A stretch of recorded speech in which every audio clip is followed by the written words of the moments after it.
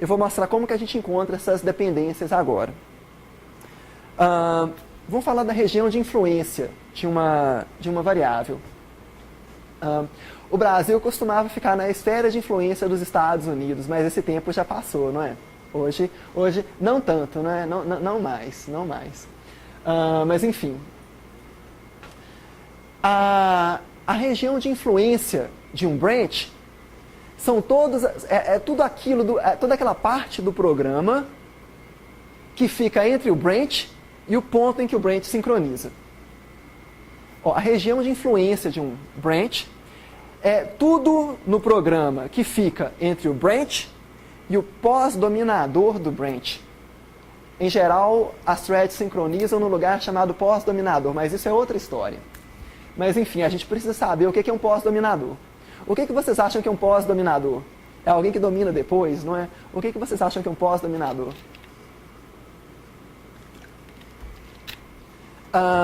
Bom, isso aqui tem uma definição geométrica. A gente diz que um bloco básico pós-domina um outro bloco básico, se, para eu sair desse bloco básico e chegar ao final do programa, eu necessariamente tiver de passar pelo pós-dominador. P pós-domina A, se para eu sair de A e chegar até o final do programa, eu tiver de passar por P.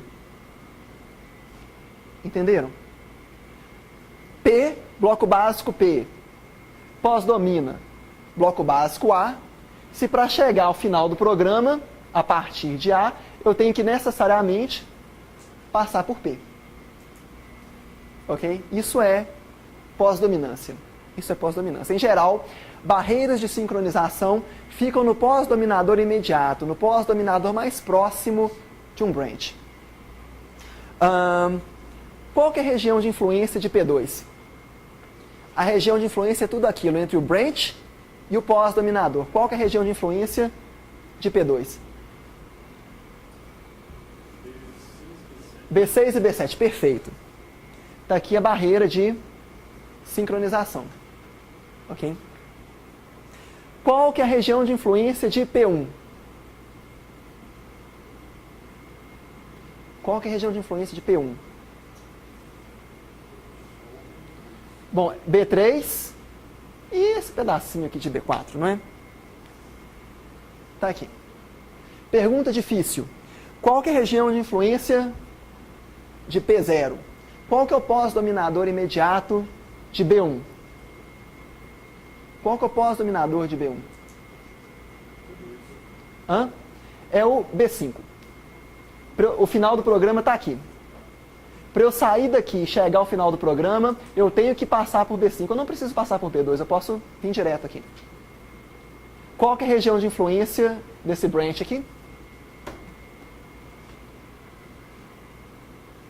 Bom, é tudo isso aqui. Ok? Tudo isso. A barreira de sincronização está aqui. Teorema. Sim, eu vou chamar de teorema porque eu gosto de chamar assim. Teorema. Toda variável que é definida dentro de uma região de influência e escapa daquela região de influência, ela é dependente de controle do branch que controla a região de influência. De novo, toda variável que é definida dentro de uma região de influência e alcança a barreira de sincronização daquela região de influência, depende do predicado que controla a região de influência. O que quer dizer alcança ou escapa a região de... Quando que uma variável escapa uma região de influência? Quando que uma variável escapa uma região de influência?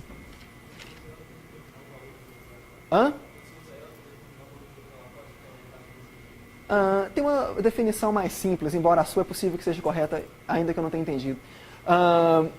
Ela escapa uma região de influência quando ela é usada fora da região de influência. Ela é definida dentro, mas é usada fora da região de influência. Exemplos. Essa variável j, que ela é definida aqui, ó, dentro do verde, mas ela é usada fora do verde. Ela escapou a região de influência. A partir desse ponto aqui para baixo, J depende de P0, em termos de controle. Ok? Ela escapou a região de influência. Ela nunca vai divergir dentro da região de influência, mas fora ela pode divergir. Tem um truque que a gente pode usar para transformar dependências de dados em dependências de controle. O algoritmo é mais ou menos elaborado, então não vou falar dele aqui não. Mas basicamente, eu posso prefixar, eu posso colocar o predicado que controla uma função φ junto da função φ. Ao invés de eu ter uma função φ declarada dessa forma, eu posso declará-la dessa forma, usando P2 também. Isso é só uma notação, funções φ elas não existem em assembly de fato. Isso é só notação, o compiler vê isso somente. Então simplesmente controlo, coloco o predicado P2 aqui. Agora, x depende, em termos de dados, não é, de x0, x1 e de P2. Ok? Simplesmente isso. E existe uma forma sistemática de fazer isso. Uma forma sistemática. Um algoritmo linear no tamanho do programa, contando as arestas de fazer isso. A gente achou que a gente tinha inventado esse algoritmo aqui na UFMG. Ficamos muito felizes, mas ele já foi inventado antes. Mas, enfim, nem por isso a gente deixou de ficar feliz. Agora, eu preciso cuidar, de fato, de que o nosso J ele seja divergente aqui do lado de fora, mas não seja aqui do lado de dentro.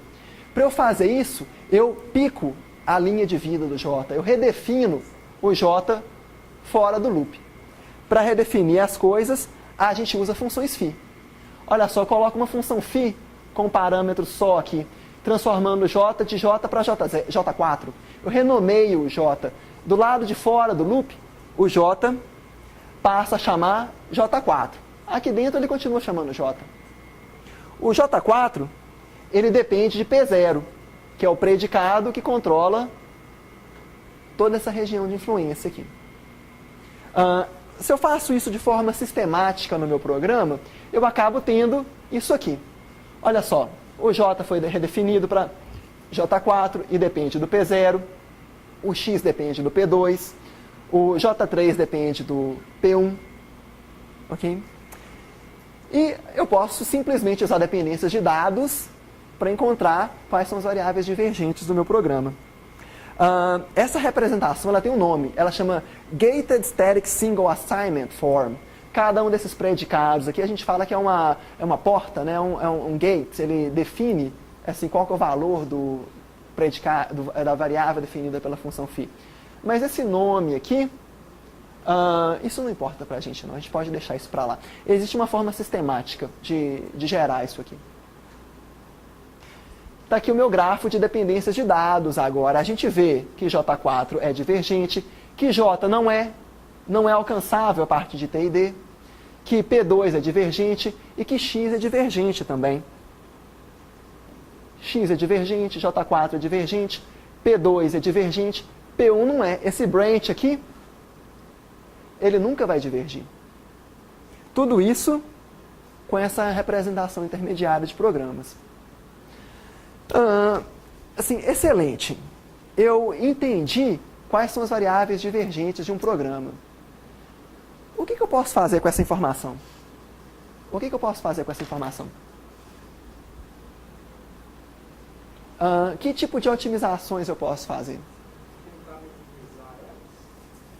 Juntar, por exemplo, né, pedaços de programas divergentes, eu vou falar disso. A coisa mais simples que eu posso fazer... Aliás, antes disso, deixa eu só mostrar esse slide aqui. Com dependências de dados somente, com dependências de dados de controle. Então isso aqui não é exatamente real. Isso aqui dá uma visão fidedigna, né, do estado abstrato de divergência. Estado abstrato de divergência é uma forma pomposa de dizer quais variáveis podem ser divergentes ou não. Na década de 70, um francês chamado Patrick Cussot inventou essa coisa chamada interpretação abstrata de programas. Tudo que os escritores de compiladores fazem é interpretar programas abstratamente. Aqui a gente está interpretando os programas para esse valor abstrato de ser divergente ou não ser divergente. Mas enfim. Tem várias otimizações que eu consigo fazer com essa informação. Eu vou falar de algumas aqui, de 4 em particular. Mas a mais simples delas é eliminação de barreiras de sincronização. O que é isso? Eliminação de barreiras de sincronização. O que é isso? Assim, o nome é mais ou menos intuitivo. Todo branch possui uma barreira de sincronização no pós-dominador dele. Só que se ele nunca diverge, a gente não precisa dessa barreira de sincronização. Essa é a otimização mais trivial que a gente consegue fazer. Isso aqui é um pedacinho do manual de programação da NVIDIA, né, falando que sempre que é possível provar que um branch não é divergente, a gente elimina as barreiras de sincronização. Por exemplo, esse branch aqui, ele não é divergente, ele não pode divergir. Eu posso sufixá-lo com essa palavra uni aqui. Isso quer dizer que ele não precisa de uma sincronização aqui embaixo. Ele não é divergente, eu não preciso de sincronizar as threads aqui embaixo. Ok? E eu posso fazer isso sistematicamente, simplesmente tendo os resultados de uma análise de divergência. Quanto por cento que vocês acham que essa otimização aqui dá por branch? Quanto que custa sincronizar threads dentro de um warp em CUDA? O que vocês acham? Quanto que custa sincronizar threads dentro de um warp em CUDA? Eu tenho 32 threads, eu quero sincronizá-las. Custa exatamente nada. Então, assim, eliminar barreiras de sincronização em GPUs modernas hoje não dá ganho de desempenho nenhum. Simplesmente porque dentro de um warp a sincronização é gratuita. As threads elas continuam fazendo trabalho, mesmo aquelas que estão dormindo, eu só não escrevo o trabalho de volta. A sincronização simplesmente é marcar um bit, falando, ok, você vai escrever o seu trabalho de volta. Então, assim, isso aqui não tem ganho de desempenho nenhum, assim, muito pouco. Mas, enfim, pode ser feito. É possível que em outras GPUs isso aqui dê algum ganho. Uma outra coisa que eu posso fazer é compartilhar variáveis, igual eu mostrei na aula anterior. A gente pode fazer isso, por exemplo, para reduzir a pressão de registradores. Olha só, naquele nosso programa original, o código ficou muito claro, né? Vocês não vão conseguir ver. Mas se eu aplico a análise de divergência aqui, eu vejo que essa parte azul do programa, ela nunca é divergente. Qualquer uma dessas variáveis eu posso mandar para a memória compartilhada. Essa otimização aqui, de fato, como vocês viram antes, ela dava quase 40% de ganho de desempenho, exatamente porque eu reduzo a pressão de registradores no meu programa. Sim, mas eu preciso antes descobrir quais variáveis não são divergentes. E eu posso mandá-las para memória compartilhada. E mesmo tendo elas em memória compartilhada e sendo necessário fazer uma sincronização, esse programa ele é mais rápido do que o programa original, porque eu uso mais o meu hardware. Eu tenho mais threads executando ao mesmo tempo do que o programa original. Nós publicamos ela numa conferência que aceita 16% dos trabalhos só. Foi feita ano passado. Ela chama Fusão de Branches. Deixa eu explicar como que ela funciona. Eu tenho aqui um kernel. Esse kernel ele tem 2 blocos básicos. Okay? Esses blocos básicos, é claro que eles têm muitas instruções em comum. Pergunta, quais são as maiores sequências de instruções comuns que eu tenho aqui e aqui? Como que eu descubro? Vocês acham que esse problema é polinomial ou ele é NP completo? Descobrir as maiores sequências de instruções comuns. Por que eu faria isso? Por que eu quero descobrir as maiores sequências de instruções comuns? Não entendi? Colocá-las juntas. Tirá-las desses blocos separados e juntá-las, não é? O problema de descobrir as maiores sequências de instruções, ele é polinomial ou NP completo?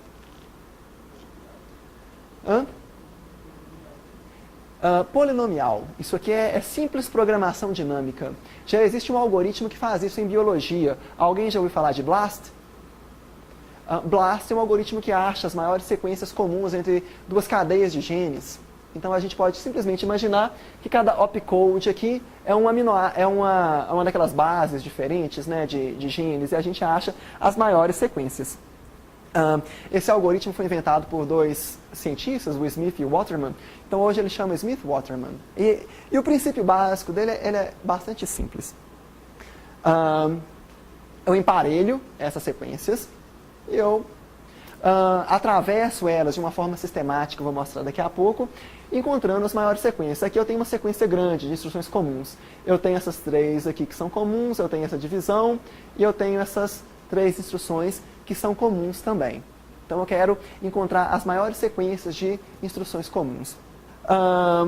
Para executar o BLAST, eu monto uma matriz.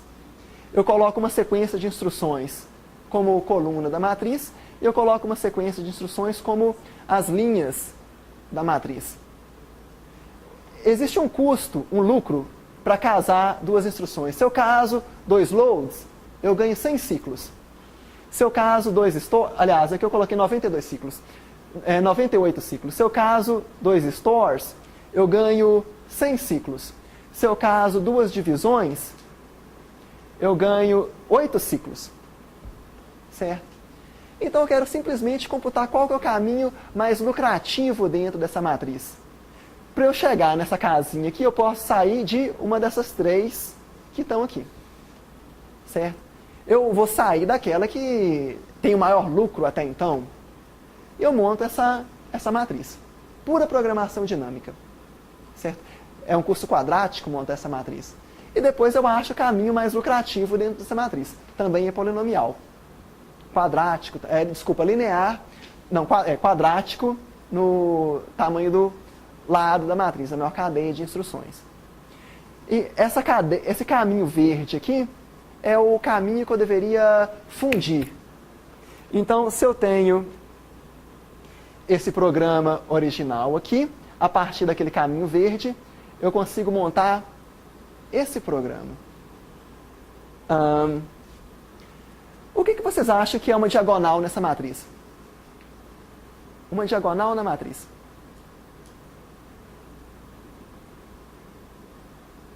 Bom, uma diagonal são instruções que eu casei, que eu consigo colocar em um bloco básico comum. Eu tenho 3 diagonais aqui. 1, 2, 3. O que vocês acham que são as linhas verticais e horizontais? Bom, essas são instruções que eu não consigo fundir. Elas vão ficar em blocos básicos separados. Vocês lembram? Eu tinha 3 diagonais, um bloco de instruções comuns, outro bloco e outro bloco. Eu tinha uma linha vertical e uma horizontal, 2 blocos de instruções que eu não consegui casar. Uma linha vertical, outra horizontal. 2 blocos de instruções que eu não consegui casar. E eu tenho seletores aqui. Para que eu preciso dos seletores? Por que eu preciso dos seletores?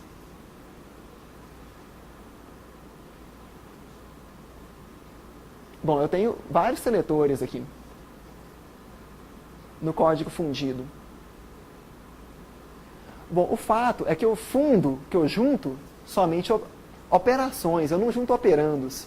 Então eu preciso manter esses operandos de alguma forma.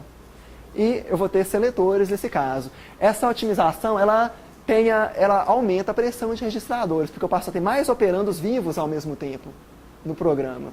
E eu uso seletores para encontrar quais operandos eu preciso passar para cada operação. Okay. Mas, em geral, o fato de eu diminuir as divergências me dá um certo ganho de desempenho.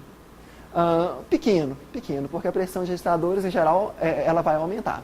No Quicksort, naquele que eu mostrei que a gente otimizou manualmente, a gente consegue 3,5% de ganho de desempenho. Mas é automaticamente, o programador não precisa colocar a mão no código. Outra coisa que eu posso fazer é realocação de dados. Olha só, vocês lembram desse kernel aqui?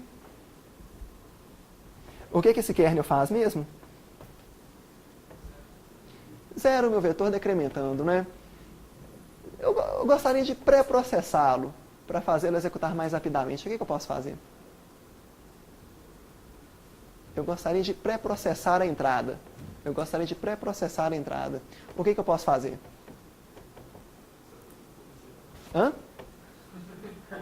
Coloco 0 em tudo, né? Não, eu ainda gostaria que o número de decrementos seja constante, né? Eu execute a mesma quantidade de decrementos. Mas que pré-processamento que eu poderia fazer, que é óbvio aqui na entrada? Olha só, eu poderia ordenar a entrada. Se eu ordeno a entrada, eu diminuo muito a quantidade de divergências. Vocês lembram que o kernel assim, alocado de ordem em forma crescente, né, o impacto de divergência é muito pequeno nele. Então, eu posso ordenar as entradas. Mas vocês podem reclamar, mas ordenar é caro. Se ordenar é caro mesmo. É log ao quadrado de n em paralelo. Se eu tiver muitos processadores, log ao quadrado de n em paralelo, usando Bytonic Sort, por exemplo. Mas eu não preciso ordenar o kernel inteiro, eu posso quase ordenar o kernel. A gente inventou um algoritmo aqui também, chamado quasi-sorting.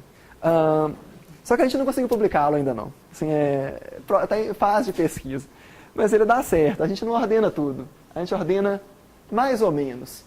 Ordena em tempo constante. Certo? Assim, isso aqui funciona em tempo constante. Ordena em tempo constante. Assim, aumenta o grau de entropia, né, em tempo constante. Eu tiro dados que estão assim, coloco eles mais ou menos. Assim, não está ordenado ainda, mas o impacto das divergências aqui é menor.